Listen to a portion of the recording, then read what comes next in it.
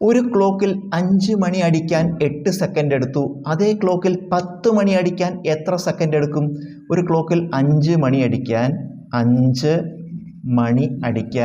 8 second 8 second എടുത്തു. 5 മണി മുഴങ്ങുന്നതിന് 8 second.